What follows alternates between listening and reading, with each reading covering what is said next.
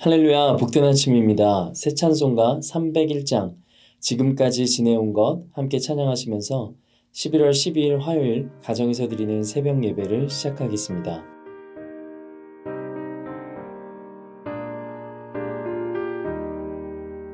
지금까지 지내온 것 주의 크신 은혜라.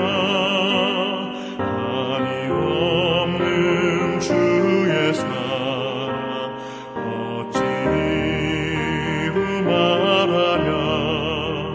찬양해라 주의 소리 항상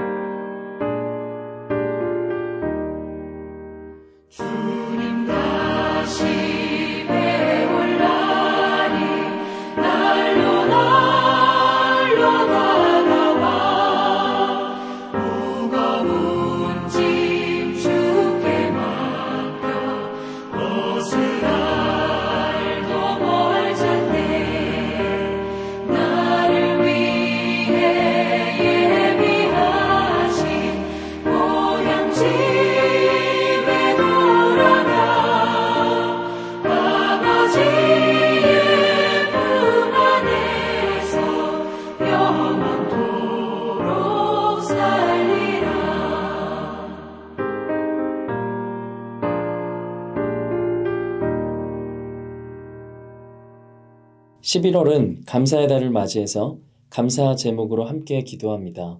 오늘은 사랑하는 가족과 믿음의 동력자들을 주심에 감사하게 하소서, 이 제목으로 함께 기도하겠습니다.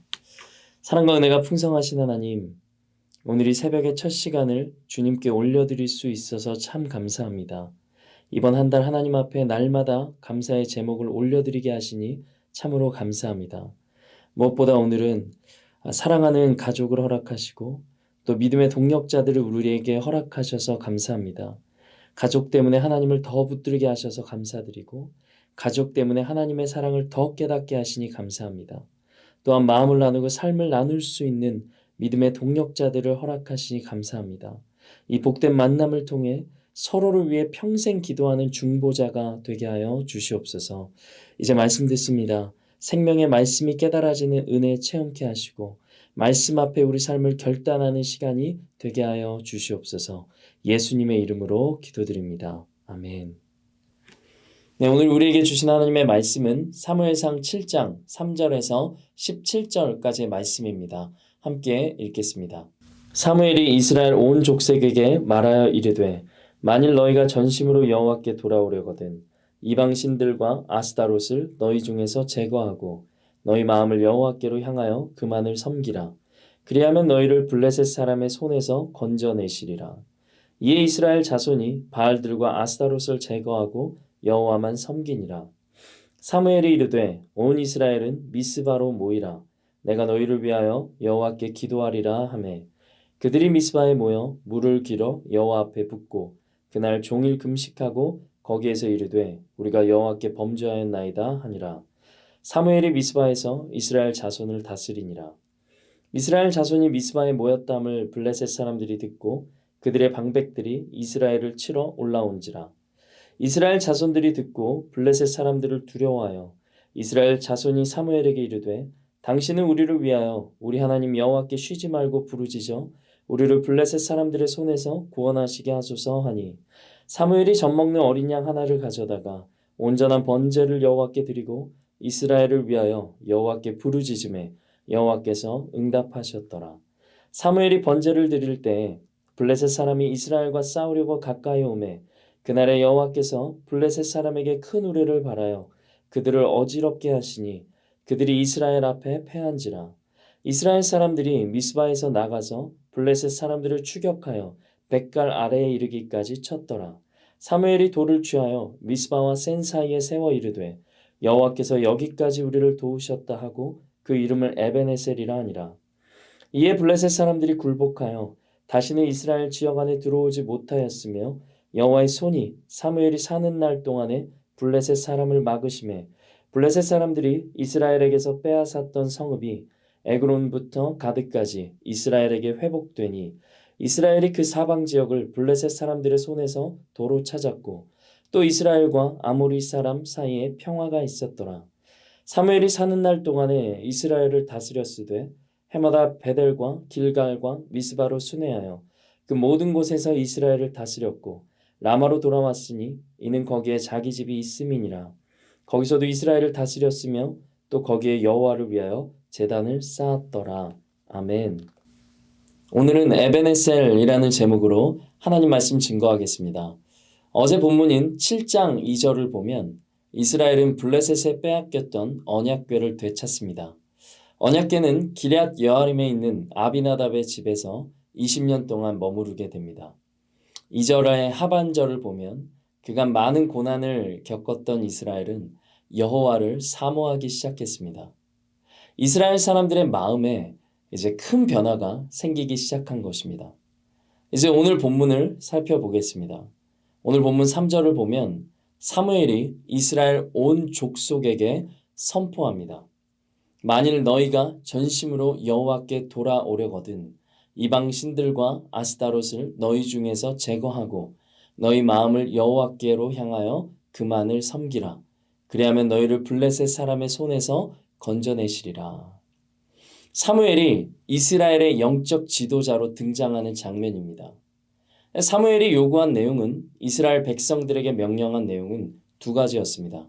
이방신을 제거하라. 너희 마음을 여호와께로 돌려 하나님만을 섬기라. 사무엘은 먼저 사람들의 마음에 하나님을 사모하는 것이 있음을 보았습니다. 지난날 우리가 예레미야 말씀으로 살핀 것처럼 차갑게 식어버린 이들은 어떤 말을 해도 돌이키기가 쉽지 않습니다. 이에 반해 오늘 본문이 그리는 당시 이스라엘의 백성들은 하나님을 사모하고 있었다라고 기록합니다. 이를 확인한 사무엘은 이방신을 제거하는 결단과 오직 여호와만을 섬기라는 순종을 그들에게 촉구했던 것입니다. 이스라엘의 갈급한 심령 위에 대각성의 불씨를 사무엘이 던진 것입니다. 영적 지도자로서 사무엘의 역할은 백성들에게 영적인 바른 기준을 세워주는 데 있었습니다. 이 당시는 사사시대입니다. 사사기를 보면 반복적으로 나오는 구절이 있죠. 그때에 이스라엘의 왕이 없었고 사람마다 자기 소견에 옳은 대로 행하였더라. 사사시대는 올바른 기준이 없었습니다. 그래서 사람마다 자기 소견에 옳은 대로 행했던 시대였습니다.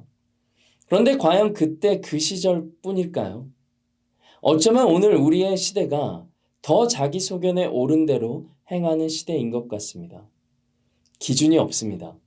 모든 것이 옳고 모든 것이 맞고 모든 것이 자유한 세상이 되었습니다. 올바른 기준이 사라진 세상은 악한 시대입니다. 우리 크리스찬들은 하나님의 말씀이 올바른 기준인 줄로 믿는 사람들입니다. 말씀에 기초한 올바른 가치와 올바른 윤리를 세워 나가야 하는 사명이 우리에게 있는 줄로 믿습니다. 이 사무엘의 명령에 이스라엘의 온 백성은 우상을 제거합니다. 그리고 여호와만 섬기기로 결단합니다. 4절의 말씀이죠. 그런데 우리 안에 오늘 우리 안에 제거해야 될 우상들은 무엇입니까? 하나님보다 더 우선순위에 두며 살아왔던 것들은 무엇입니까? 우리 소견에 옳은 대로 살아오지는 않았습니까? 성경의 가치관과는 다른 생각, 또 다른 삶을 살면서 우리는 크리스천이라고 자부하고 있지는 않았습니까? 이 시간 예수님이 우리에게 깨닫게 하시는 것들이 있다면 그것들을 우리의 삶에서 제거하기로 결단합시다. 하나님만 섬기기로 결단할 때 우리는 하나님이 기뻐하시는 거룩한 삶을 살아가게 될 줄로 믿습니다. 이제 5절 말씀을 보겠습니다. 사무엘은 미스바로 이스라엘 백성들을 모읍니다. 그리고 6절에 미스바에 모여서 물을 길어와서 여호와 앞에 붓고 그날 종일 금식하며 회개합니다. 미스바 대성회가 열리는 장면입니다. 사무엘은 개인적인 결단과 개인적인 순종으로만 끝내지 않았습니다. 하나님 앞에 온 백성이 모여서 금식과 회개 기도회를 가진 것입니다. 이런 민족적인 대각성 운동에 얼마나 큰 은혜가 임했겠습니까? 여호와를 사모하던 백성들의 마음에 하나님이 허락하신 놀라운 기름 부으심이 넘쳐났을 것입니다. 성경은 이것을 직접적으로 묘사하고 있지는 않지만 우리는 8절로 이 집회에 임한 은혜를 엿볼 수가 있습니다. 7절 말씀 보면 이들이 집회하는 중에 블레셋이 쳐들어옵니다. 8절 보십시오. 이스라엘 백성들은 하나님께 여호와 하나님께 쉬지 말고 부르짖어 달라고 사무엘에게 요청합니다. 이들은 먼저 이방신을 찾지 않았습니다. 그리고 이들은 너의 하나님, 즉 사무엘의 하나님이라고 말하지 않습니다. 당신은 우리를 위하여 우리 하나님 여호와께 쉬지 말고 부르짖어. 미스바 대각성 운동에서, 그러니까 이 집회에서 하나님의 임재를 체험한 이스라엘은 이제 우리의 하나님을 찾기 시작했습니다. 정말 놀라운 변화입니다. 미스바에서 열린 이 집회에서 은혜를 체험한 이들은 놀랍도록 변화되었습니다. 우리의 예배마다 이런 은혜를 사모하게 되시기를 주님의 이름으로 축복합니다. 우리의 예배마다 성령의 기름 부으심이 흘러 넘치기를 주님의 이름으로 축복합니다.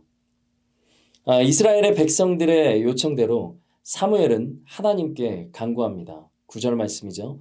젖먹는 어린 양 하나를 가져다가 온전한 번제를 여호와께 드리고 부르짖었다라고 성경은 기록합니다. 여기서 우리가 주목해서 봐야 될 부분은 온전한 번제입니다. 번제의 순서는 레위기 1장이 기록하고 있는데 그 순서는 이렇습니다. 먼저 짐승을 데려와서 이 짐승에게 번제자가 안수를 합니다. 그 후에 짐승을 잡고, 그러니까 짐승을 죽이고 피를 빼고 가죽을 벗기고 각을 뜹니다. 내장과 정강이는 물에 씻고 이 제단에 불을 붙여서 전부를 태웁니다. 번제를 드리는 순서와 과정이 단순하진 않죠. 시간이 걸리는 일입니다. 성경이 굳이 온전한 번제라고 기록한 이유가 무엇이었겠습니까? 블레셋이 쳐들어온 일촉즉발의 순간에 이 세세한 과정을 거쳐서 하나님께 사무엘이 정성껏 예배했다는 것을 알려주는 것입니다. 저와 여러분의 삶에 어려운 문제가 생겼습니까? 먼저 하나님께 온전한 예배를 드리십시오. 전심으로 하나님을 섬기는 것은 온전한 예배에 달려 있습니다. 오늘 우리가 드리는 이 예배를 온전하게 드리는 모두 되시기를 주님의 이름으로 축복합니다. 이제 10절 말씀 보십시오. 사무엘이 번제를 드릴 때 블레셋 군대가 가까이 왔고 하나님은 큰 우레를 그들에게 내리셨습니다. 전쟁에서 패한 블레셋을 이스라엘 군대가 추격해서 쳤고 전쟁은 완전히 끝이 났습니다. 13절 말씀을 보면 블레셋은 이스라엘에 굴복합니다. 그리고 다시는 이스라엘 땅에 들어오지를 못했습니다. 14절에 이스라엘 성읍이 회복되었습니다. 온전한 번제, 온전한 예배를 하나님께 드린 이스라엘에게 완전한 구원과 평화를 허락하신 것입니다. 그리고 이들은 돌 하나를 취해서 에벤 에셀이라 이름을 지어 세웁니다. 그 뜻은 여호와께서 여기까지 우리를 도우셨다입니다. 12절의 말씀이죠. 말씀을 묵상하면서 하나님이 제게 주신 마음은 은혜의 때에 꼭 악한 마귀의 영적 공격이 있다는 것입니다. 그래서 베드로 사도는 베드로전서 4장 12절의 말씀으로 우리에게 이렇게 권면합니다.